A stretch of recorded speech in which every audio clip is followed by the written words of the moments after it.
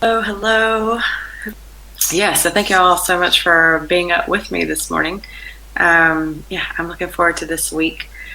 So really briefly, I'm Jennifer Main. I am the leading instructor of Theta Healing in Scotland, which means I work with the subconscious and I work with the emotional state. So I'm helping people to understand more deeply why they're doing what they're doing, which for me is just, what life is really about. So it's asking all these questions of why.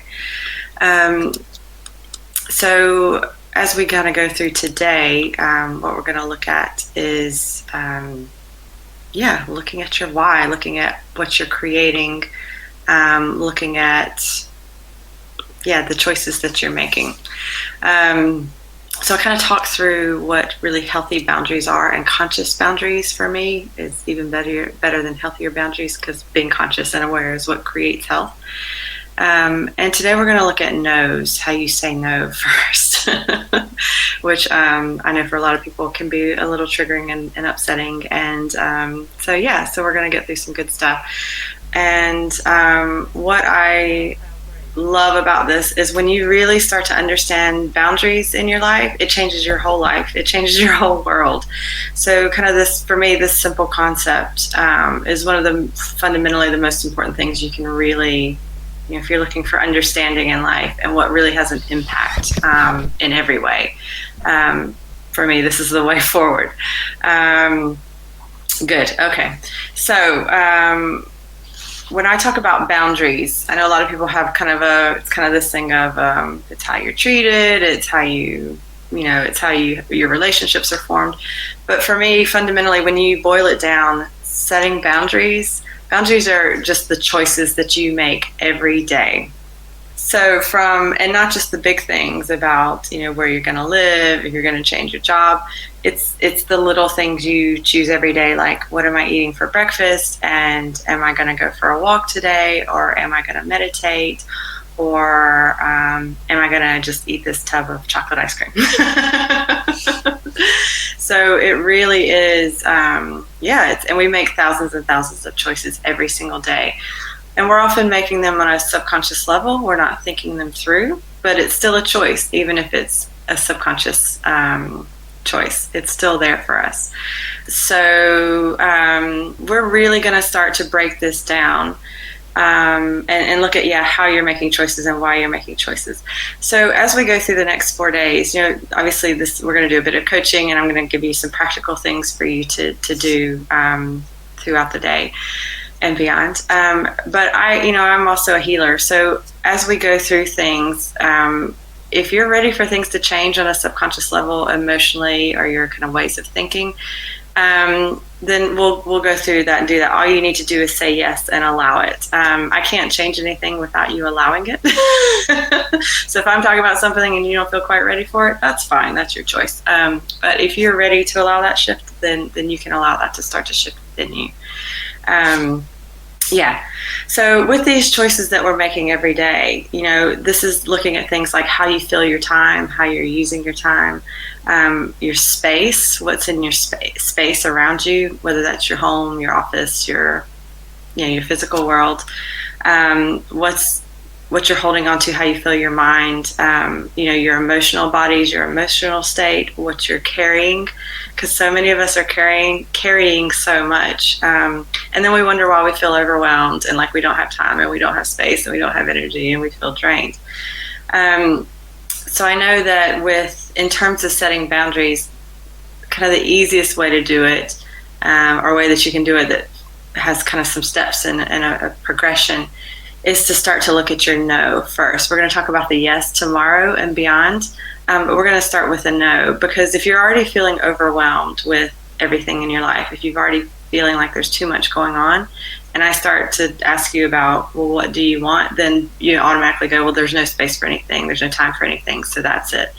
So the first step really is looking at what your no's are so that you can create space within your mind, within your energy, within your emotion. So that you can do that. Once you find your no and create that space, then it's much easier to get your yes. So today we're going to get those no's. So I want you to just ask yourself, how easy is it for me to say no? How good am I So if my best friend or my mother or my manager at work, or someone that you see is really struggling, how easy is it for you to say no, especially when you know the best answer is for you to say no? Because I know what happens with a lot of people is we get into this feeling of, oh, I should say yes, or I ought to say yes, or we'll say yes and then immediately regret it and go, why did I do that? So one of the first things to look at for me is looking at things like obligation in your life. So anytime you are making a choice out of obligation, and there's obligation in it when you say, I should do that, or I ought to do this, or I feel like I have to do that. Obligation is an unhealthy connection, an unhealthy way of looking at something, where you're doing something because either it feels like there's a debt there or that you owe somebody. It's an unhealthy transaction or an unhealthy exchange. So we do this all the time on a subconscious level. And this is why we get into these habits of, oh, I feel like I always have to do this for my mother, or I feel like I always have to do this for this friend, even though you don't really want to, and even though it feels unhealthy for you and for them. Because if it's unhealthy for you, it's unhealthy for them too. And I actually find that having really clear boundaries with people and being able to say no when it's the right time and the right place to say no is actually the most compassionate thing that you can do. So we often feel so guilty for saying no. We feel mean or we feel selfish. But if you're doing things out of obligation, it's unhealthy for you and it's unhealthy for the other person too. So you're actually perpetuating and continuing to maintain unhealthy dynamics in relationships within your work, within your family, whatever that is. So sometimes saying no is the kindest thing that you can do. It really is. And especially for people who are used to, if they know that kind of pushing boundaries or things like that gets them attention or gets them what they feel like they need or want, that's unhealthy because you're just continuing to reinforce that with them. So being able to be healthy and say no to things like that is freeing for you, and it frees them up to go, oh, actually, can I create healthier relationships in a healthier way? Are there ways that I can act or behave or ask or communicate that would actually be healthier for me too? So I think the first thing to do is kind of get out of this feeling of saying no is selfish. So actually, if that's, if any part of you is kind of agreeing with that and go, oh yeah, that does feel a little selfish, I feel a bit guilty when I say no, just notice where that is in your body and breathe into that and allow that to start to resolve. We're just going to go ahead and start to heal this stuff. So let's start talking about, really quickly, this saying no. So there's a lot of aspects in your life where you can look at where you're probably saying yes too much and where you could be saying no and creating some space. So I'm really briefly going to talk to you about your physical world, like your home, your office, your physical possessions, because there's so much information out there. So if you follow like Marie Kondo, there's a guy named Peter Walsh in Australia who does some cool stuff. There's some amazing resources out there. But what I do want to share with you is that, your outer world, your physical world, the things that you buy, the things you consume, these are all a reflection of your inner world. So even that, bag of green beans you buy in the frozen food section on some level is a reflection of a deeper thing that's going on within you. I know you can take this to such tiny or massive degrees. So the idea is that when you start to look at your physical world and start to get an awareness of what's going on deeper for you emotionally and understand those connections, it's easier to start to change that. So when you're looking at, I like what Marie Kondo talks about, does this spark joy? I do love that. I think that's a wonderful way to start to make choices with what you're buying and what you're keeping in your life. Something I also ask as well is, does this reflect who I am now? So even like the clothing that you're wearing. So obviously, this jumper is never going to fully reflect who I am as a soul. It's just not going to happen. But on a human level, it is that thing of, does this color reflect me? Does the texture reflect me? is this an authentic expression? And maybe that's the better way to put it. Is this a more authentic expression of who I am on a deeper level? Because what happens so often is that we are buying things because we think it's who we should be or how we ought to look, or it's who we were 10 years ago. So many people are walking around in the same dresses that they loved and enjoyed then, but they don't love now. So for a lot of things, it's kind of that thing of, is the life that I'm creating now? And again, if you're wearing the same shirt from 10 years ago that just doesn't reflect you, it's also worth asking, well, am I still trying to fit into the life I had 10 years ago that I just don't fit anymore, that isn't who I am anymore? So, everything around you, everything that you choose to have around you, you can ask, why am I choosing this? What is this saying about me on a deeper level? And if it doesn't resonate, it does not belong. I'm really going to encourage you to look at, what it is that you're creating in your physical world, what you're buying, what you're allowing to have in your house. And if it does not reflect, if it's not an authentic representation of who you really are, it doesn't really align with your life, the life that you have and the life you want to create, this is what you start to say no to. This is what you start to give away, sell, whatever. And if you have too much stuff, if your wardrobe is packed full of clothes that you don't wear, if you got like 23 plates in your kitchen that you don't use, things like this, if there's stuff taking up space, then there's no room for you in your life. There's no room for you to think and live and process. Our possessions can possess us, kind of things. And so, look, I'm a human being. I'm all for a physical world and a physical expression. I don't think you need to sell all your things to be spiritual. None of those things. But what I will say is, if you're going to buy something, if you're having that choice, that question is, does this really reflect who I am? Does this help me create the life I want to live? So we're gonna do more of that stuff tomorrow, looking at what you say yes to. But your first thing is, what are you saying no to? What's it time to let go of? So hopefully that all makes sense. So when you look at what you're consuming, so the things that you're buying, these are the things in your home and your physical space. This is your food too. What are you consuming food-wise? Are the things that you're eating, again, if it makes you feel like crap, if it makes you feel bad, start questioning, why am I still buying this? Why am I still eating this? Why is this still part of my world? If I know it doesn't contribute, if I know it's not healthy, if I know it's not what I actually want to be living, what do I need to understand or know in order to say no to that? And with our consumption, we consume media, we consume what you're consuming, what you're using your time for, what you're bringing into your mind and into your spirit. Again, is it contributing? Is it contributing to what I want? Or does me scrolling on Twitter for 3 hours make me feel like crap? So it's really looking at not only what you're bringing in on a physical level, but then also looking at how you are filling your time. How are you spending your time? And again, so many of us are going, I don't have time to do the things that I want, but it's because we're using up all of our time out of obligation, doing the things we don't want to do, doing things that we know are unhealthy and that are just perpetuating old habits or old ways of thinking or being.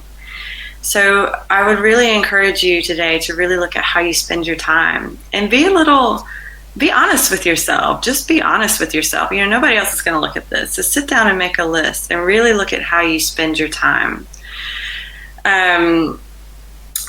Because that is your life. That really is your life.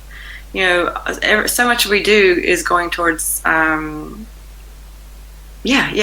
how we spend our time is what we are, is what we do, is what we become. So if you're spending all your time doing everything for everybody else and no time for you, or if you're spending it trying to distract yourself or whatever's going on, then that is worth looking at. So if you don't have time for your hobbies, if you don't have time for your friends, if you don't have time to create new experiences, and this really is, tomorrow we're going to talk more about the experiences you want to create. If you don't have time for you, now's the time to say no to the things that are stopping you from having that. So really be honest with yourself and go, what are the things that take up my time that I hate doing? What are the things that take up my time that feel really unhealthy, that just do not feel great? So really be honest with yourself with that. But again, and I'll say this too, is that for some people, they're buying things it's really filling a gap. Addiction, compulsive stuff, just buying and buying and buying. People are trying to fill a hole in their lives. They're trying to fill a gap in their lives. So that's where, and I'm going to talk about the emotional stuff now really quickly for a couple minutes. If it feels like emotionally you're missing things, then that's where that consumption and that habitual stuff comes in. If you're doing stuff out of habit, you're trying to fill a gap. You're just on autopilot trying to fulfill a need, but it's not getting fulfilled. So again, it's that thing of, on some level, you go, this ice cream is going to make me feel better. And the ice cream, you might feel pretty good for a couple minutes. But it's not actually giving you what you actually want. And the same thing with scrolling through or playing Candy Crush or, these things like that. We're trying to get something from that that's not actually what we're wanting. So we're always trying to get a need met, but we're not always meeting those needs. So something that you can do today. So as you're thinking through this, you may have had some emotional stuff come up for you. So what I want you to do today is take some time. And this is a really simple technique, but it's so effective. If guilt has been the big thing for you that we've been talking about, if it's feeling sad or lonely or just frustrated in life, something that you can do is sit with that emotion and ask it a question. And here's the question to ask it. With that guilt or that feeling of obligation, I want you to sit and ask it what positive messages it has for you. So if you're feeling guilt in your gut, you can go in and ask it, what positive messages do you have for me today? So guilt, if you just try to talk to guilt will say, oh, you should do this, you're being a bad person, you're being selfish. But if you ask it for the positive messages that it has for you, guilt will say things to you like, well, you want some connection in your life, or you want to feel wanted, or you want to feel like you have an impact on the world. So that's what you're really trying to get from that. Anger will tell you to burn down the building, but usually if you ask for the positive messages, anger will say things like, you need to have a conversation with this person. These are the things you need to talk about. So, again, a lot of times we're doing things habitually because we're trying to get a need met emotionally. But if we're not speaking to our emotions, then we don't actually know what the message is. So if all of your time and energy and effort is being consumed with dealing with emotional stuff that's unhealthy, then this is what you say no to. And what happens is when you have a conversation with this anger, when you have a conversation with the guilt, it will just go. You don't even need to start to say no to it. It will have just done its job, and then you can make these changes in your life. Does that make sense? It's really simple, but so effective. Having these conversations will just help you to release all these negative emotions that are going on, and this stuff where you're saying yes to all these things that you really want to say no to. So take a look at your life today and really look at, the habits, the things that you do all the time without thinking that aren't great for you. What are you ready to say no to within that? And what is the emotional component within that? What are the ways of thinking you're just done with? You're just done with. Start to identify that stuff, because when you make it conscious, it starts to change within you. And actually, whatever's coming up for you right now that you're really just ready to finish with, emotionally, ways of thinking, breathe into that and feel that start to resolve now. You just go ahead and start to clear that stuff. So think about the ways that you spend, and I'll put a note in this, so just in case you're trying to take notes right now or whatever, of a checklist to go through today. So the ways that you're spending your time, the ways you're spending your money. Money's never about money. The ways that you're using your energy that just don't feel healthy. We'll get to what you're going to change it to tomorrow, but today just identify what you're done with. What doesn't work in your life? What hasn't worked in your life? Sometimes we're like, well, I've been trying this thing for like 10 years and eventually it's going to work. Well, probably not. If a way of behaving, a way of eating, a way of thinking hasn't worked for you, then it's probably not going to work. So what is it that's not contributing? What is it that's not healthy? What is it that's not working for me? So these are the no's. So I would say, start with that. If you then feel inspired to go into your wardrobe and start clearing some stuff out, great. If you then want to go into your office and start decluttering some old paperwork, awesome. Do those things, but really take the time to start to say, okay, what is it I'm ready to release in my life? What is it I'm ready to say no to? So really come up with your no's today. Really have a look at, what you're done with, what you're finished with, what you're ready to be done with. So thank you all so much for joining me, and we'll be back tomorrow where we're going to get more into the yeses. But feel free to just have some space with the no's today and have some chats with the emotional stuff that comes up when you think about that, because that stuff will definitely start to shift. Yes.